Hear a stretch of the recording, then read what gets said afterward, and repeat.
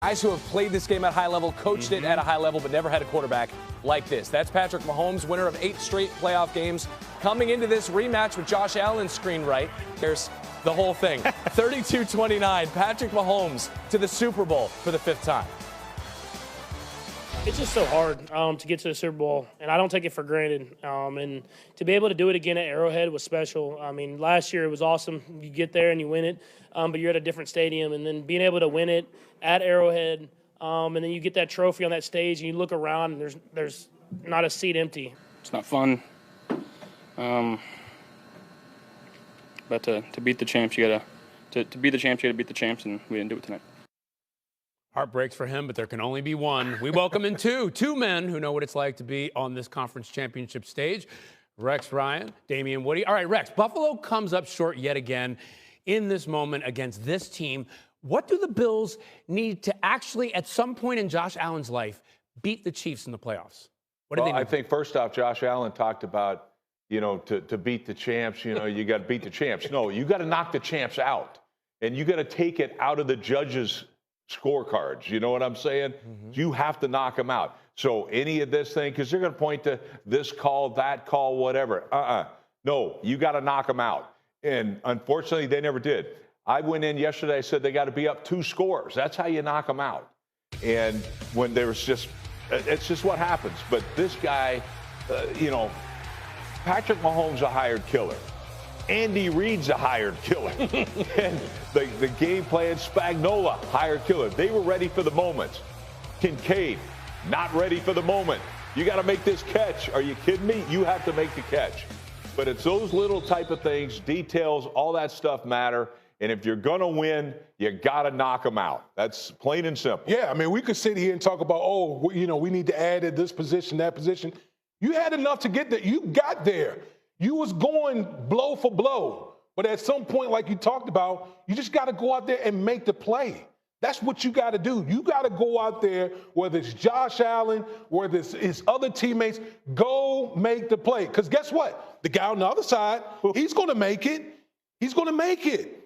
And Josh Allen said it perfectly in the postgame.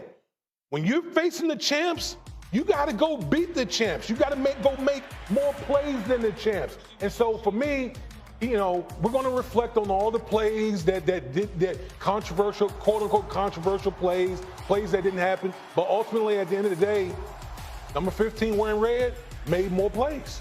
Yeah, 100%. And like I say, Steve Spagnuolo made a play.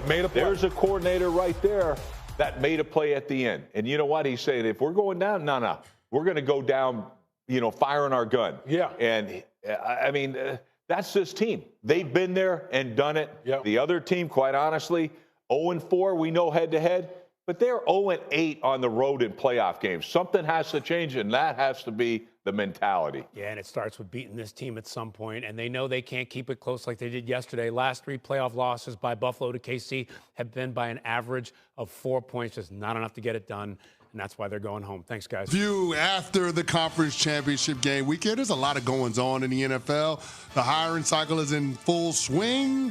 Pete Carroll landed the gig. How about that? Shout out to Pete Carroll and the Las Vegas Raiders for getting that done.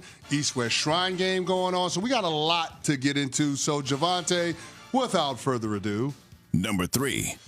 Shador Sanders was at the East-West Shrine game practices down in Frisco this weekend. It was reported that the Tennessee Titans, the Cleveland Browns, and the New York Giants, the top 3 teams picking in the NFL draft, told him not to practice at the East-West Shrine Bowl this week. Sanders had meetings with all 4 teams prior by one of his former Colorado teammates. Shador said this: I don't know where I'm going. Both could be off the board in the top 2 picks. That would shut out teams like the Giants, the Raiders, Jets, and the Saints from being able to get one of this year's top signal callers.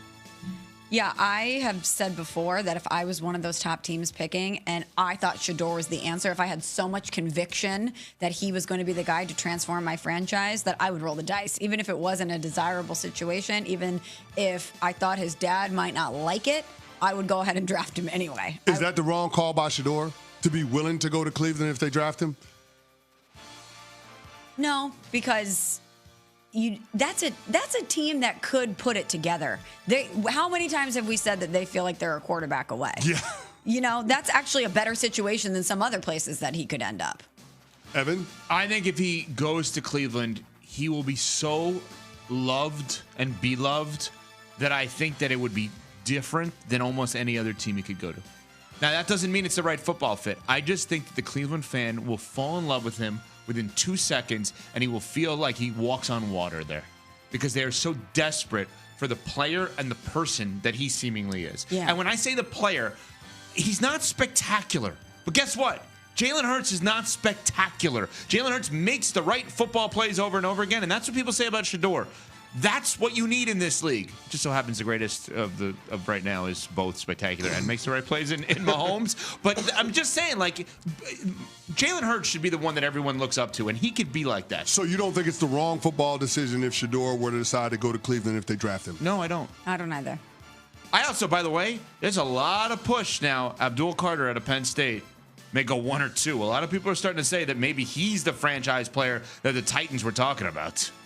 Believe half of what you see and none of what you hear this time. It's lying season in the NFL. Yeah, good point. Next. Number 2. Palpably unfair act. Apparently, that's what it states in the rule book when the penalty doesn't deter a team from committing the same act on the following play.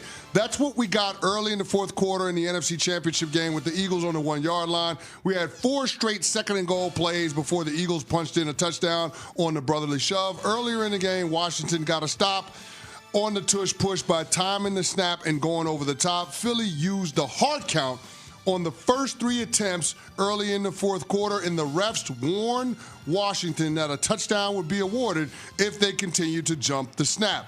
What I don't understand is why the offense can, in effect, use the hard count, pushers for the ball carrier, and the threat of an awarded score as competitive advantages over the defense. It's already hard enough in the NFL to stop people without the refs trying to literally give points away. If you don't want the defense to jump off sides, then stop hard counting. I reject the idea of threatening the defense with awarding points to make it easier for the offense to score a touchdown. It's a ridiculous premise. The NFL has got it all wrong when it comes to this. The hard count is designed to get defenses to jump off sides. The refs and the rest of the league can't be upset when the defense jumps offside because the offense is using a hard count. It makes no sense. Yeah, we don't want to be living in a world where they go half the distance for 5 straight plays. I get it. I understand it.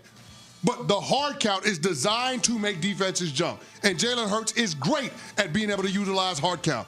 You can't be mad at the defense for jumping off sides when the opposing quarterback is using hard count. It's already hard enough to stop the tush push. It's already hard enough to stop a ball carrier when he's got guys behind him pushing him. Mm-hmm. It's ridiculous for the refs to threaten the defense multiple times and saying, we're going to give them the touchdown if you keep jumping off sides. We know that they're using voice inflection to get you to jump off sides, but we're still saying you can't do it. It's stupid, Smalls. It's beyond stupid, and the NFL needs to change that in the rule book. Yeah, I was out watching that game, and I was eating chicken wings, so I was a little distracted. And I swear, I was mid-bite, and I go, did they just say they could award